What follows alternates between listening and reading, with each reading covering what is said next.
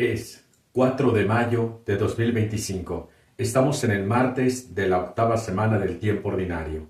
Y la palabra de Dios que meditamos hoy es tomada del Evangelio según San Marcos, en su capítulo 10, versículos 28 al 31. En aquel tiempo, Pedro le dijo a Jesús: Señor, ya ves que nosotros lo hemos dejado todo para seguirte. Jesús le respondió: Yo les aseguro, nadie que haya dejado casa, o hermanos o hermanas, o padre o madre, o hijos o tierras, por mí y por el Evangelio, dejará de recibir en esta vida el 100 por 1 en casas, hermanos, hermanas, madres, hijos y tierras, junto con persecuciones, y en el otro mundo la vida eterna.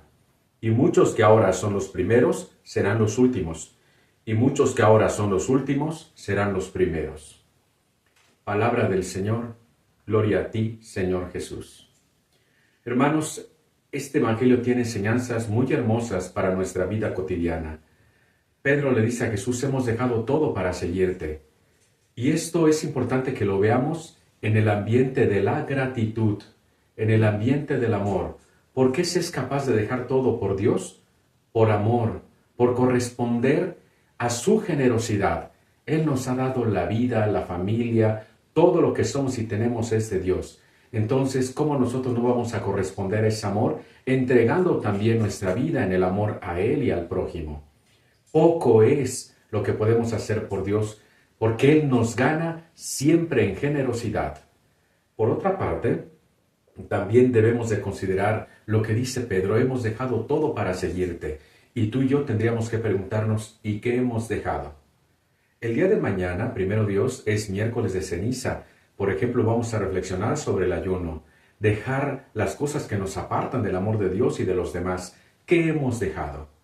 Porque muchas veces, a lo mejor tú eres casada, eres casado, pero no has dejado tu odio, tu rencor, tu resentimiento, tu pereza, tu desinterés. Y dices: he dejado todo. ¿Pero en serio has dejado todo? Yo también soy sacerdote. ¿Qué he dejado por el Señor? He dejado atrás mi soberbia, he dejado atrás mis intereses materiales, mis intereses de poder. ¿En serio? Es lo que nosotros tenemos que pensar, porque a veces decimos: hemos dejado todo. Los laicos comprometidos, ¿qué han dejado por el Señor? Porque a veces somos muy tibios en el camino de la entrega. Tenemos la mediocridad espiritual en muchos aspectos dentro de nuestra vida cristiana. Entonces, ¿qué hemos dejado? A veces no somos cristianos coherentes porque no queremos dejar nuestra manera de pensar, nuestra manera de actuar, todas las situaciones que nos apartan del amor de Dios. Entonces, sí tendríamos que preguntarnos: ¿y qué hemos dejado? Por otra parte, el Señor nos dice: recibirán el 100 por 1. ¡Qué bendición! Dios siempre cumple sus promesas porque es generoso. Pero también están las persecuciones. Siempre que seamos de Cristo va a haber persecuciones. Cuando tú te casas por la iglesia y vives honestamente, va a haber situaciones difíciles a las cuales te vas a enfrentar, pero no vas solo, vas con Cristo. Un sacerdote, un religioso, una religiosa que se entrega con generosidad va a tener persecuciones en su misma comunidad, en su mismo presbiterio, tal vez con la misma comunidad cristiana. Sin embargo, hay que estar firmes en la adhesión a Cristo.